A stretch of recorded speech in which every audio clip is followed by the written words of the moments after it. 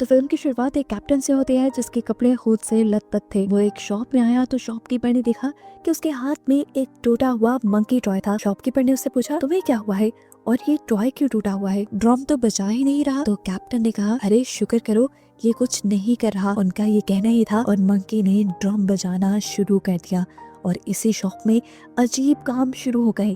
जैसा कि एक चूहे ने रस्सी काटी, उस रस्सी से जुड़ी चीजें हिली और पलक झपकने जितने वक्त में एक तीर आकर शॉपकीपर के अंदर स्टैब होकर उसे मार गया। उसे चीखने तक का मौका नहीं मिला। इससे ये साबित हुआ कि ये मंकी कर्स था। जब भी ये ड्रम बजाता तो किसी की मौत हो जाती। ये बात कैप्टन जानते थे।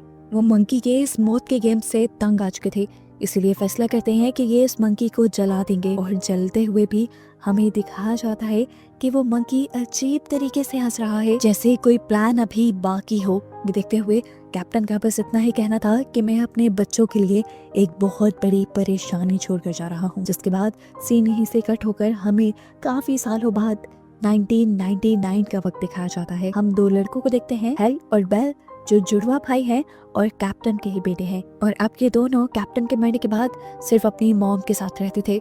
उनकी मॉम भी ज्यादा अपने काम में बिजी रहती थी, तो दोनों का वक्त ज्यादा एक दूसरे के साथ ही गुजरता था। इन दोनों को अपने डैड के बारे में जानने के लिए हमेशा क्यूरियोसिटी रहती थी, लेकिन इनकी मॉम इनसे कभी इनके डैड के बारे में बात ही नहीं करती थी। एक दिन इन्होंने खुद अपने डैड के सामान को चेक करने का फैसला किया, जहाँ पर उनकी मिलिट्री यूनिफॉर्म के साथ उन्हें एक बॉक्स भी मिला। इस बॉक्स को जब खोला गया तो इसमें वही मंकी था जिसे हम मूवी के स्टार्ट में देख चुके हैं। बॉक्स पे लिखा था, इस मंकी में चाबी भरो और फिर देखो क्या होता है। बेल हेल से कहता है, हमें ये चेक करना चाहिए। हेल भी जोश में आकर मंकी के अंदर चाबी घुमा देता है, लेकिन देखता है कि मंकी के अंदर कोई भी चेंजेस नहीं आए थे।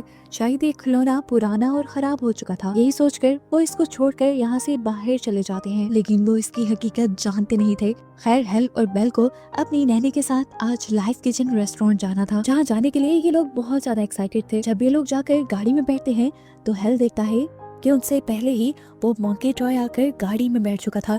उसे अपनी आंखों पे यकीन नहीं हुआ।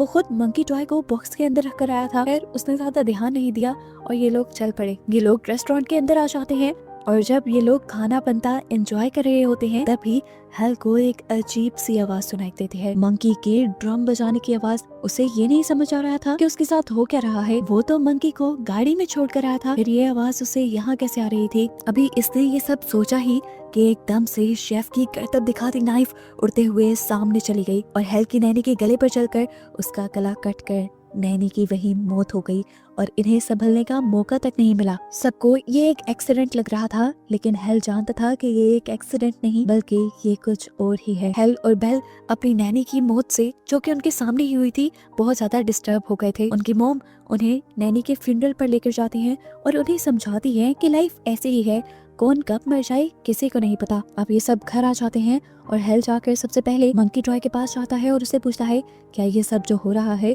उसके पीछे तुम्हारा हाथ है? अभी वो ये बात ही कर रहा था कि उसका भाई बेल यहाँ पर आ गया और उसे तंग करने लगा। हेल ने उसे मंकी की स्टोरी सुनाना शुरू की कि किस तरह मंकी बॉक्स से उनके कार में आया, फिर कार से उसे ड्रम बजाने की आवाज सुनाई दी और उसके फौरन बाद नैनी की डेथ हो गई। बेल ने उसकी ये बात सुनकर मजाक उड़ाया और अगले दिन उसके लिए और भी मुसीबत खड़ी कर दी। पूरे स्कूल में उसकी ये मंकी वाली कहानी मशहूर कर दी, जिसकी वजह से उसका बहुत ज्यादा मजाक बना। हेल को गुस्सा आ चुका था अपने भाई पे, इसीलिए वो गुस्से में घर आकर मंकी के अंदर चाबी घुमा देता है और उससे कहता है कि चलो मेरे भाई को मार दो। वो तो गुस्से में ये सब कर रहा था, नहीं जानता था कि इसका अंजाम क्या होगा। उसके चाबी घुमाते ही नीचे उसकी मॉम की तबीयत खराब होने लगी, जो इन दोनों के लिए खाना बना रही थी। उसकी आंखों से, कान से, नाक से खून आने लगा और वो वहीं पर गिरकर मर गई। डॉक्टर्स के मुताबिक हेल की मॉम की डेथ ब्रेन हैमरेज की वजह से हुई थी, लेकिन हेल हकीकत जानता था कि उसकी मॉम की मौत उसकी एक गलती की वजह से हुई है। गम और गुस्से में वो घर जाकर एक हथौड़ी से उस मंकी को तोड़ डालता है, लेकिन अगले दिन जैसे ही सुबह उठता है तो उस मंकी को सही सलामत अपने घर पे देखता है। इधर दिखाया जाता है कि बेल तो बहुत ज्यादा सदमे में था। वो अपनी मॉम की मौत का सदमा बर्दाश्त नहीं कर पा रहा था। उसने अपनी मॉम के फ्यूनरल के कपड़े भी 3 दिन तक नहीं बदले और फिर तीसरे दिन उन्हें उनके अंकल लेने आ गए, क्योंकि इनके मॉम डैड दोनों ही मर चुके थे। इन्हें किसी की कस्टडी में तो रहना था। यहाँ आने के बाद हेल के दिल में बहुत ज्यादा रिग्रेट था। वो सारी बात बेल को बताना चाहता था। काफी देर हिम्मत करने के बाद उसने बेल को बता भी दिया कि उसकी मॉम की मौत उस मंकी के ड्रम बजाने की वजह से हुई है और इसके पीछे गलती भी मेरी है। मैंने ये गुस्से में उस मंकी में चाबी भरी थी और जब भी उस मंकी में चाबी भरी जाती है तो किसी की मौत हो जाती है। बेल को बिल्कुल यकीन नहीं आया उसकी इस बात पे। उसने कहा, अच्छा ठीक है, अगर ये बात है तो तुम प्रूफ करो, तुम दोबारा से चाबी भरो। हेल उसे प्रूफ करने के लिए मंकी में एक और मर्तबा चाबी भर देता है, इस एहसास के बगैर कि अब भी किसी की मौत हो सकती है। उसकी चाबी भरते ही दूसरी तरफ हम उनके अंकल को देखते हैं जो इस टाइम हॉर्स राइडिंग कर रहे थे। एक्सीडेंटली वो हॉर्स से भी गिर जाते हैं और उनके ऊपर से बहुत सारे हॉर्स गुजरने की वजह से उनकी वहीं पर मौत हो जाती है। यह हादसा बेल को प्रूफ करवाने के लिए काफी था कि वो मंकी टॉय कितना ज्यादा खतरनाक है। इस हादसे के बाद इन्होंने फैसला किया कि इस मंकी टॉय को ही अपने से बहुत दूर कर देंगे। इन्होंने मंकी टॉय को उसके बॉक्स में वापस डाला और उसे चैन से बंद करते हुए दूर जमीन में नीचे दफन कराए। ऐसा करने के बाद मंकी टॉय से होने वाली सारी तबाहियां खत्म हो जाती हैं और फिर कहानी में 25 साल का वक्त गुजर जाता है। हम 25 साल बाद हेल को देखते हैं जो एक स्टोर पर स्टोर कीपर की जॉब कर रहा था। उसने अपने भाई से सारे ताल्लुक खत्म कर दिए थे क्योंकि उसे डर था कहीं वो अपने भाई से मिले तो इन दोनों के मिलते ही वो मंकी इनका पीछा ना करने लगे और उसकी तबाहियां दोबारा शुरू ना हो जाएं। अब हेल अपने मैनेजर से छुट्टी मांगता है क्योंकि आज उसे अपने बेटे पीट से मिलने जाना था जो उसकी एक्स वाइफ के साथ रहता था। वहाँ जाकर उसे एक शॉकिंग न्यूज पता चली कि उसकी एक्स वाइफ और उसका हस्बैंड अब पीट की लीगल कस्टडी लेने लगे हैं, जिसका मतलब था कि हेल अब और ज्यादा अपने बेटे के साथ टाइम नहीं स्पेंड कर पाएगा। यह उसके साथ आखिरी 2 दिन थे जिन्हें वो ज्यादा से ज्यादा अपने बेटे के साथ स्पेंड करना चाहता था। इन दिनों को यादगार बनाने के लिए हेल एक रोड ट्रिप पर निकल जाता है और रात होने पर ये लोग एक मोटेल में रुकते हैं। यहाँ पर हेल का बेटा उससे उसकी फैमिली के बारे में सवाल करता है। उससे पूछता है कि क्या आपका कोई भाई है। हेल को इस टाइम बेल की बहुत याद आई, लेकिन उसने अपने बेटे से झूठ बोल दिया कि नहीं, मेरा कोई भाई नहीं, मैं अकेले ही रहता हूँ। सीन कट होकर अब हमें उस लेडी को दिखाया गया जिसके पास हेल और बेल अपने मॉम डैड के मरने के बाद रह रहे थे, जिसके हस्बैंड की भी मौत हेल के मंकी को चाबी देने की वजह से हुई थी। वो घर पर अकेली रहती हैं और आज उन्हें अपने घर पर एक अजीब डरावनी सी आवाज सुनाई देती है। उन्हें ऐसा लगता है कि कोई उनके घर में घुस आया है, जिसे देखने के लिए वो अपनी गन उठाकर बाहर निकल आती हैं।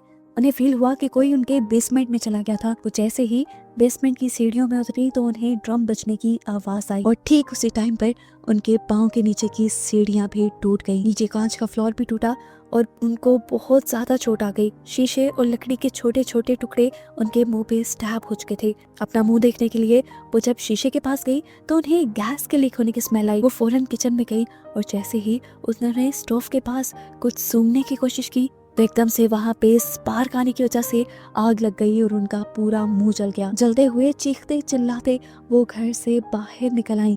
उन्हें समझ नहीं आया और वो सामने वाले बिलबोर्ड के पास चली गई, जहाँ जाते ही उनका सर बिलबोर्ड में स्टैब हो गया और उनकी वहीं पर मौत हो गई। ठीक इसी टाइम पर हेल को अपने मोटेल रूम में एक भयानक सपना आ रहा था। उसने इस सपने में अपनी मॉम को एक बहुत ही भयानक रूप में देखा और मंकी को भी देखा, जिसे देखते ही वो डर कर उठ गया और तभी उसने देखा कि उसके फोन पे बेल की कॉल आ रही थी, वो भी इतने सालों बाद। उड़ा कर उसकी कॉल को उठाता है तो बेल उसे बुरी खबर देता है कि वो मंकी दोबारा से कहीं आ गया है और उसने तबाहियां भी फैलाना शुरू कर दी हैं। मुसीबत बहुत बड़ी थी, इन्हें उसे किसी तरह खत्म करना ही था, लेकिन इसी बात पे दोनों के दरमियान में लड़ाई हो गई कि उसे ढूंढकर खत्म करेगा कौन। ये बात करते हुए हेल कमरे से बाहर निकल आया था। वो देखता है कि पास के एयर कंडीशन से कुछ आवाजें आ रही थी। वहाँ पर स्पार्किंग हो गई, एयर कंडीशन जाकर दूर गिरा और वायर टूटकर पूल के अंदर गिर गई। पूल के अंदर करंट तोड़ गया और जैसे ही एक लड़की ने पूल में जंप की तो करंट लगने से उसकी वहीं पर मौत हो गई। ये देखकर हेल और भी ज्यादा डर जाता है और समझ जाता है कि वो मंकी पहले से ज्यादा खतरनाक हो गया है। अब तो उसका नाम लेने पर भी तबाहियां शुरू हो जाती हैं। हेल अब सबसे पहले पीट को वापस घर छोड़ने का फैसला करता है ताकि कम से कम उसकी जान खतरे में ना पड़े। लेकिन पीट तो हेल के पुराने घर जाना चाहता था जहाँ पर वो अपनी आंटी के साथ रहते थे। ये उसकी आखिरी ख्वाहिश थी। हेल को लगा कि उसे पूरी कर देनी चाहिए, इसलिए वो उसे अपनी आंटी के घर ले गया जहाँ दिखाया गया कि आंटी के मरने के बाद उनके सामान की नीलामी हो रही थी और यहीं पर वो मंकी टॉय भी था जिसे एक लड़के ने खरीद लिया। रास्ते में हल को अपना पास्ट भी आता रहा था, कैसे वो अपने डैड के लिए तड़पता था, उन्हें मिस करता था, लेकिन उनकी मॉम ने कभी उनसे क्लोज होने ही नहीं दिया और फिर तो उनकी मौत ही हो गई। उसके इसी ख्यालों से उसे जगाती है यहाँ पर एक एजेंट। जो एजेंट इसे एक शॉकिंग न्यूज देती है कि जिस टाउन में इस टाइम वो आया था उस टाउन में अजीबोगरीब काम हो रहे थे। टाउन में एक के बाद एक लोग अजीबोगरीब हादसे से मर रहे थे। ये सुनकर हेल शॉक में आ गया। वो समझ गया कि मंकी टॉय इसी टाउन के अंदर है। ये दोनों बातें ही कर रहे थे कि इन दोनों की बातों से पीट को पता चल गया कि हेल का एक भाई बेल भी है। खैर अब हेल को उस मंकी टॉय को ढूंढना था, जिसके लिए वो स्टोर रूम में चला जाता है जहाँ पर ऑक्शन की सारी चीजें रखी गई थी और वो जानता था कि उसकी आंटी के घर की सारी चीजें भी जो ऑक्शन में नहीं बिकी होंगी वो यहीं पे होंगी।